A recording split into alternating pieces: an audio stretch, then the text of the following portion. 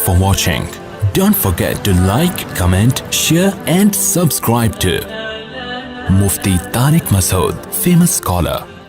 ہم جب حضرت مفتی رشید احمد صاحب رحمہ اللہ تعالیٰ کے ہاں رہا کرتے تھے تو 7-8 سال مدرسے کے اندر ہی رہے. بس مدرسے سے گھر، گھر سے مدرسہ، دنیا زیادہ پھرنے کا ہمیں موقع نہیں ملا. تو ہم تو اسی ماحول میں، علماء کی صحبت میں، بڑا اچھا ماحول تھا، کوئی دنیا داری کی باتیں نہیں، کوئی بزنس، وہ سب کرتے تھے، کاروبار سب کے تھے، کھاتے پیتے لوگ تھے، بعض طلبہ بڑے مالدار تھے، لیکن باتیں نہیں ہوتی تھیں. باتیں یہی ہوتی تھیں، دنیا مسافر خانہ ہے بھائی، مرمرا کے کیا ہو جائیں گے، ختم، فنش. تو مجھے یاد ہے کہ مجھے کسی کام سے جانا پڑ گیا اسلام آباد، بہت کئی سالوں کے بعد میں نکلا، اور اسلام آباد سے بائی ایئر کراچی آ رہا تھا. کئی سال علماء میں رہنے کے بعد جب میں اسلام آباد میں جہاز میں بیٹھا ہوں تو بالکل ایک ایسے ماحول میں مجھے بہت عرصے کے بعد بیٹھنا نصیب ہوا جو بالکل ہی ایک بے دینی کا ماحول. آپ کے ایئرپورٹ کا ماحول اکثر تھوڑا دین سے دور ہی ہوتا ہے نا، لبرل لوگ زیادہ جاتے ہیں جہازوں میں سفر، اور خاص طور پر اس زمانے میں جب میرا خیال ہے 97-98 کی بات کر رہا ہوں گا میں. اب تو عام آدمی بھی جہاز میں سفر کرنے لگا ہے، پہلے تھوڑا سا ذرا اونچے لیول کے لوگ سفر کرتے تھے. تو میں نے جو جہاز میں مسافر دیکھے سب 3 پیس سوٹ ٹائی میں، اکثر لوگ، اور بریف کیس ہاتھ میں. اکثر بزنس مین کا یہ اسٹائل ہوتا ہے نا، اچھا اسٹائل تھا، لیکن مجھے ایسا لگ رہا تھا مردہ لاشیں. ایک عجیب وحشت ہو رہی تھی ان کو دیکھ کے. معذرت کے ساتھ تھوڑے سے توہین آمیز الفاظ میں استعمال کر رہا ہوں، لیکن جو میرے دل کی کیفیات تھیں وہ یہ تھیں. عام طور پہ لوگ اس اسٹائل کو اور ایسے تاجروں کو دیکھ کر متاثر ہوتے ہیں کہ یار یہ ہے اسٹائل، زندگی کا اسٹائل کیا ہے، بولو نا کیا ہو گیا. یہ کوئی رکشے والا، ٹیکسی والا، ایک عام غریب آدمی جب مالداروں میں بیٹھتا ہے تو اس کو وہ اٹریکٹ کرتا ہے نا یہ اسٹائل. میں کوئی رکشہ نہیں چلاتا تھا اس وقت بھی، کھاتا پیتا تھا الحمدللہ، لیکن علماء میں رہنے کی وجہ سے یہ اس طبقے سے میں بہت دور ہو گیا تھا. اور کوئی رکشہ چلاتا بھی ہو تو کوئی بری بات نہیں ہے. بہت سے رکشے والے قیامت کے دن بہت اونچے ہوں گے. یہی چیز تو نکالنی ہے کہ رکشہ اور لینڈ کروزر میں فرق نہیں ہے. تو میرے ذہن میں ایک عجیب وحشت ہو رہی تھی ان کو دیکھ کے، نفرت ہی ہو رہی تھی کہ یعنی ان سے متاثر نہیں ہو رہا تھا، مجھے اپنے حلیے پہ ناز ہو رہا تھا. ایک تو ڈریس کالے کوٹ، لباس تو سفید اچھا ہوتا ہے یار، جو ایک روحانیت ہے اس کے اندر. گورا بلیک کلر پہ فخر کرتا ہے. ہمارے نبی نے کس رنگ کو پسند کیا؟ سفید. کتنا فرق ہے بلیک میں اور وائٹ میں. آپ کبھی نہا دھو کے سفید کپڑے پہن کے مسجد آئیں، ایک الگ ہی آپ کو، اور میں آپ کو گارنٹی سے کہتا ہوں آپ 2-4 مہینے وائٹ کلر پہنے، اس کے علاوہ کچھ نہیں، پھر آپ کو وائٹ کے علاوہ وحشت ہوگی. آپ اللہ نے سفید کلر میں، سفید رنگ میں مرد کے لیے اتنی روحانیت رکھی ہے.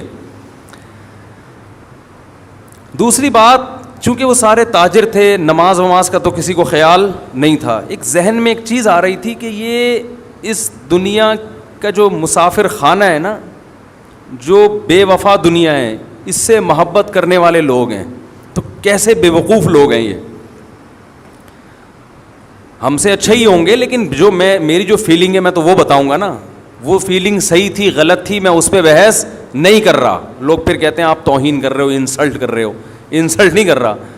وہ میں نے پچھلے دفعہ بیان میں کہا نا، میں نے لنگڑی خواتین کو بھی نکاح کا پیغام بھیجا، بہری کو بھی. کسی نے کہا دیکھو لنگڑی عورتوں کا مذاق اڑا رہا ہے. ابے لنگڑی عورتوں کا مذاق کون اڑا رہا ہے؟ اس میں مذاق اڑانے والی کیا بات ہے؟ ہم تو اپنا واقعہ سنا رہے ہیں کہ ہم نے ہر طبقے کو پیغام بھیجا تھا. ہاں یہ کہہ سکتے ہیں کہ لنگڑی کے بجائے یہ کہہ دیتے پاؤں سے معذور، تو یہ الفاظ نامناسب تھے لنگڑے کے لفظ. یہ میں اس سے رجوع کرتا ہوں. لیکن جب ممبر پہ آدمی گھنٹے گھنٹے بیان کرتا ہے تو 2-4 الفاظ دائیں بائیں ہو جاتے ہیں. باقی کسی کی پاؤں کے معذور کا مذاق اڑانا یہ تو بہت بڑا جرم ہے. نبی صلی اللہ علیہ وسلم نے فرمایا کسی کے عیب پر کا مذاق مت بناؤ. اس کا امکان ہے اللہ اسے صحت دے دے اور اس بیماری میں تمہیں مبتلا کر دے. اصل تو آخرت ہے. آخرت میں پتہ چلے گا کون کتنا بڑا فنڈر تھا دنیا میں. تو میں جب ان کو دیکھ رہا تھا تو مجھے ایک عجیب وحشت ہو رہی تھی اس ماحول میں, جہاز کے اس ماحول میں. وحشت یہ ہو رہی تھی کہ یہ سارے یا ان میں سے اکثر بریف کیس میں دولت لے کے گھوم رہے ہیں. یہ نوٹوں سے محبت کرنے والے لوگ ہیں. یعنی جو میری کیفیات تھی نا وہ میں آپ کو سمجھا نہیں سکتا. اچھا میری تو یہ کیفیات پورے راستے کہ یار کن لوگوں میں بیٹھ گیا ہوں. مجھے وحشت ہو رہی تھی. میرا دل چاہ رہا تھا کہ میں یہاں سے اٹھوں, اسی ماحول میں جاؤں جو مجھے وہاں مدرسے میں ملا ہے.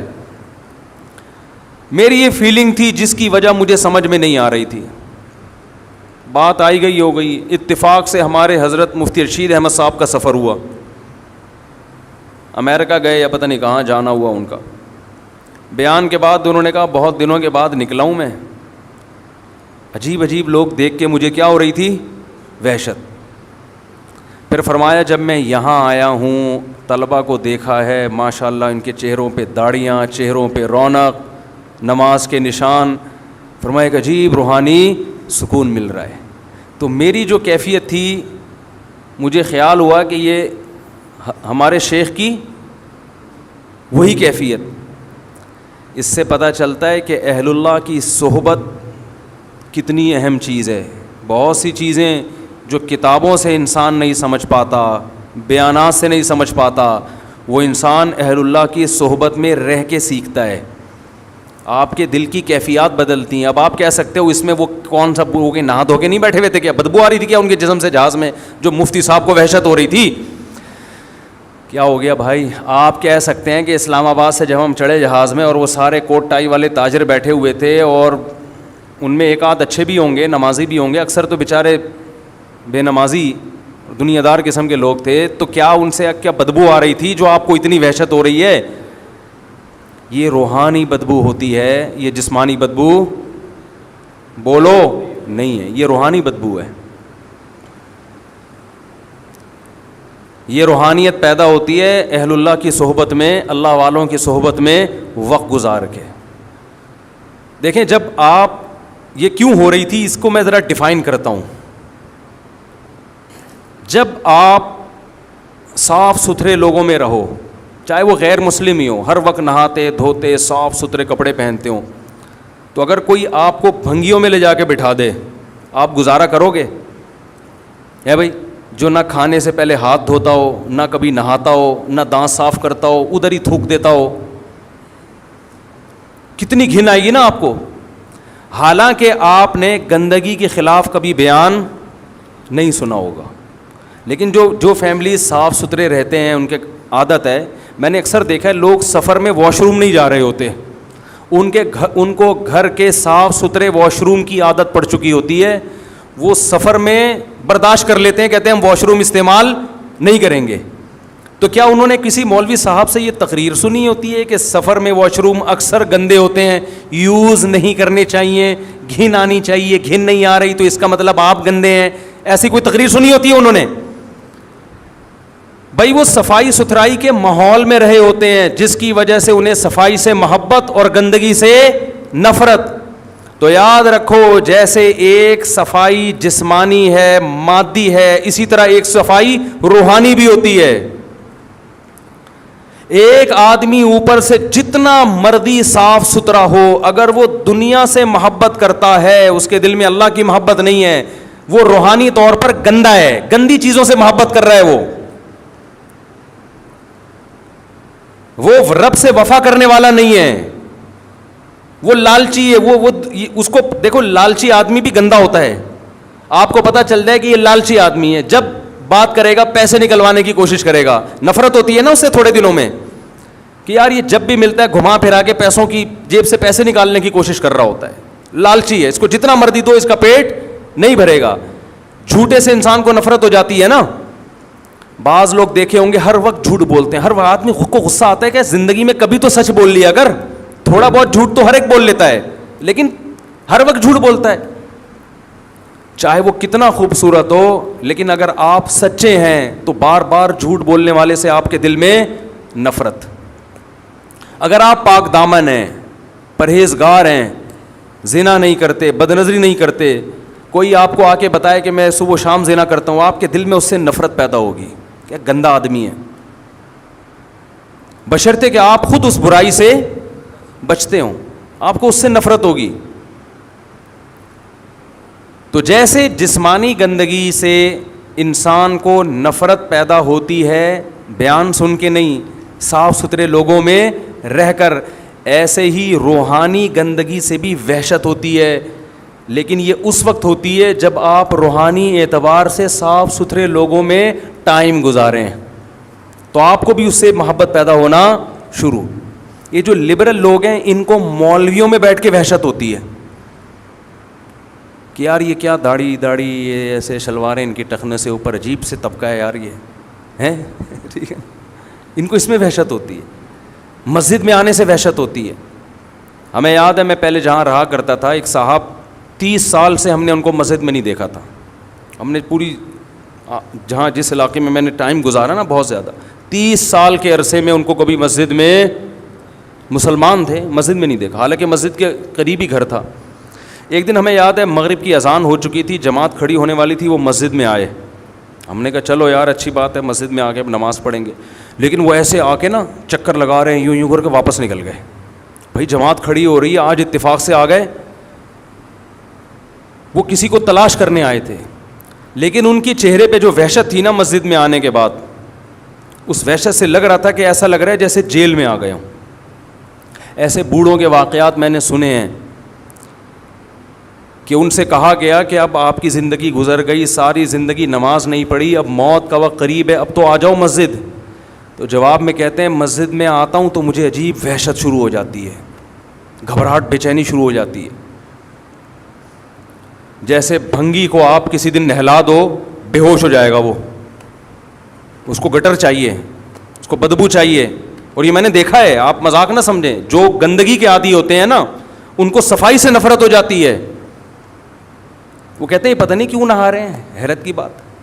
ایسے لوگ ہیں ان کو پتہ نہیں پانی کی مچھلی بنے ہوئے ہیں. خوشبو سے نفرت, ایسے لوگ بھی ہم نے دیکھے ہیں, خوشبو سے گھن آتی ہے, بدبو ان کو اچھی لگتی ہے. یہ ہو جاتا ہے تھوڑے دنوں میں. چائنا والے جو گند کھاتے ہیں اچھا لگتا ہے تبھی تو کھاتے ہیں نا, جو کتے بلی کھا رہے ہیں تو وہ گند اچھا لگ رہا ہے تبھی تو کھا رہے ہیں. ہمارے سامنے کوئی کتا رکھ کے دکھائے, اس کو کتا بنا دیں گے ہم تھوڑی دیر میں, حقیقت ہے یہ. تو مجھے یاد ہے ہم جب بچپن میں بنوری ٹاؤن جایا کرتے تھے, کیونکہ ہم کالج کے ماحول میں پڑھتے تھے, اسکول کا ماحول تھا, وہاں یہ روحانیت والا ماحول نہیں تھا, وہاں تو اڑنگیاں دینے والا ماحول تھا, لیکن وہ بھی اس سے پھر بھی اچھا تھا جو آج کل ماحول ہے.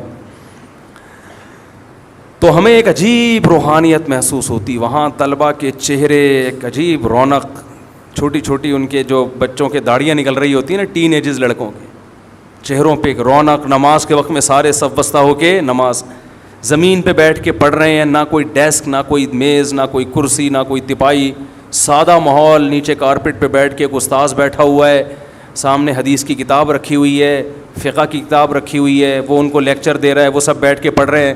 تو ہم آپس میں تبصرہ کرتے تھے یار کہ ان کا کتنا سادہ ماحول ہے, اور ہم جو اسکولوں میں پڑھتے ہیں اس ماحول میں اور اس ماحول میں کتنا فرق ہے, ایک عجیب روحانیت. اور یہ بات میں نے محسوس نہیں کی, بہت سے لوگوں نے مجھے بتائی. اور آپ جائیں گے مدارس, آپ کو یہ روحانیت لگے گی, بشرطے کہ اپنے اندر کی روحانیت بالکل ختم نہ ہو گئی ہو. ختم ہو گئی پھر آپ کو وحشت ہوگی کہ کہاں آ گیا میں. تو انسان جب ان لوگوں میں اٹھتا بیٹھتا ہے جو دنیا سے محبت نہیں کرتے, اللہ سے محبت کرتے ہیں, تو اسے پھر دنیا سے محبت کرنے والوں میں بیٹھ کر سکون محسوس نہیں ہوتا. انہی دنوں میں میری نظر کا کوئی مسئلہ تھا, ٹیسٹ نظر ٹھیک تھی, میں سمجھا کہ خراب ہو رہی ہے, کچھ آنکھ میں کوئی پرابلم چل رہی تھی, تو میں آئی اسپیشلسٹ کے پاس چلا گیا انہی دنوں میں. ایسے کبھی کبھار باہر نکلنا ہوتا تھا تو 5-6 بڑے بڑے ڈاکٹر بیٹھے ہوئے تھے, لمبے تڑنگے چوڑے ماشاء اللہ, بڑی پرسنالٹی تھی ان کی. آنکھیں انہوں نے میری ٹیسٹ کی, انہوں نے کہا بھائی 6/6 کوئی پرابلم نہیں ہے. میں نے کہا پھر یہ کیا ہو رہا ہے؟ انہوں نے پھر کوئی وائٹامن کی گولیاں لکھ کے دے دیں. اچھا وہ اتنے میں لکھ رہے تھے تو آپس میں باتیں کیا کر رہے تھے, کہہ رہے یار وہاں سے ایک جاب کی آفر آئی ہے 80,000 اس زمانے میں, یہ 94-95 کی بات کر رہا ہوں گا, 80,000 اس زمانے میں بڑی چیز تھی یار, 80,000 کی آفر ہے. وہ کہہ رہا ہے بھائی اتنے کی ہے, بھائی وہاں چلا جا. تو چونکہ ہم یہ باتیں سننے کے عادی نہیں تھے تو یہ بھی مجھے بڑا عجیب لگ رہا تھا کہ بھائی تو کر لے جاب, یہ باتیں کر کر کے مزے کیوں لے رہے ہو؟ صحیح ہے نا. محبوب کا تذکرے میں الگ لذت ہے, محبوب کے تذکرے میں مزہ ہے. تو میں سوچ رہا تھا کہ ان کو چونکہ محبت ہے نا نوٹوں سے, تو نوٹوں کی باتوں میں ان کو کیا آ رہا ہے؟ مزہ آ رہا ہے. اور ہمیں وحشت ہو رہی ہے کہ نوٹ رکھو ٹھیک ہے, باتیں کیوں کر رہے ہو؟ ہم کہہ رہے تھے باتیں آخرت کی کرو یار, مر جائیں گے ختم ہو جائے. ہم تو یہ باتیں سننے کے عادی ہو گئے تھے, مریں گے سب فنش. تلک الدار الاخرہ, ہمیں تو وہ قارون کا واقعہ یاد آ رہا تھا. قارون نوٹوں کی بارات لے کے نکلا تو قرآن کہتا ہے قال الذین یریدون الحیات الدنیا, جو دنیا پرست لوگ ہیں قارون کو دیکھ کے کہنے لگے یا لیت لنا مثل ما اوتی قارون, ہائے کاش یہ پروٹوکول ہمیں بھی ملتا. دولت دیکھو یار, اور ہماری حالت دیکھو, گدھے پہ بیٹھ کے ہم گھوم رہے ہیں. گدھا کا جب بھی تذکرہ آتا ہے مجھے ریوو یاد آتی ہے. کچھ دن پہلے میں کہیں ریوو میں بیٹھا ہوا تھا تو ایک صاحب ملنے کے لیے آئے, میں نے تھوڑا سا مصافحہ کیا, میں نے کہا دیر ہو رہی ہے کہیں جا رہا ہوں. تو تبصرہ ہونے لگا کہ اب ریوو میں بیٹھے ہوئے ہیں نا تو اب ٹائم ملاقات کا نہیں ہے. تو میں نے اپنے ساتھی سے کہا ان کو بتا دو میں گدھے پہ بھی بیٹھا ہوا ہوتا تو ٹائم کا ریوو سے کوئی تعلق بولو نہیں ہے. جب ٹائم نہیں ہے تو گدھے پہ بیٹھ کے بھی نہیں ہے. اب جہاں جا رہا ہے یہ تھوڑی کہ کوئی بھی کسی بھی ٹائم پہ آ کے گرفتار کر لے, ایمرجنسی پہنچنا ہے کہیں. اور جو ڈرائیونگ سیٹ پہ بیٹھا ہے نا ریوو, ضروری نہیں کہ وہ گاڑی اس کی ہو, یہ بھی ہے, ہو سکتا ہے کہ اس کی ہو بھی, یہ بھی ہو سکتا ہے کہ اس کی نہیں ہو, کچھ بھی ہو سکتا ہے. اب اس کی ہے یا نہیں ہے تو آپ نے کیا لینا دینا, آپ بیان سنیں پتلی گلی سے نکلیں, کسی کی پرسنل لائف میں دخل اندازی مت کریں. اگر میں کہوں گا کسی کی ہے تو کون اتنا فری کرا رہا ہے بھائی, اپنی ریوو پکڑائی ہوئی ہے اس نے, اپنی ہے, پھر اس پہ لوگوں کو اعتراض ہوتا ہے. بیان سادگی پہ, دنیا کی محبت نہیں, مسافر خانہ اور گھوم کس میں رہیں. وہ میں نے قصہ سنایا تھا نا, میں نے جب تیسری شادی کی تو ایک بوڑھے میاں یہیں نماز پڑھتے ہیں, اب تو شارٹ ہیں 15 سال سے, شاید وہ اسی واقعے کے بعد آ ہی نہیں رہے, 15 یا 10 سال ہو گئے یا 9 سال ہو گئے, مجھے صحیح سال یاد نہیں ہے, کام یاد رہتا ہے کہ ہوا کیا تھا. تو میرے ویسے ہی بچے گھومتے رہتے تھے باہر, تو وہ یہاں میرا بیان سنتے تھے ہر جمعے. اس وقت تو میں بہت زیادہ اس ٹاپک پہ بیان کرتا تھا, مسافر خانہ مسافر خانہ. تو لائن لگی ہوئی گاڑیوں کی, بارات آئی ہوئی ہوگی یا کیا ہوگا. تو وہ بوڑھے میاں یہاں کسی سے پوچھنے لگے کہ یہ کیا ہے, یہ امام صاحب کے گھر پہ رش کیوں لگا ہوا ہے. انہوں نے کہا امام صاحب نے شادی کی ہے. تو ایسے غصے میں کانپنے لگے, کہتے ہیں ادھر ممبر پہ بیٹھ کے کہتے ہیں دنیا مسافر خانہ ہے.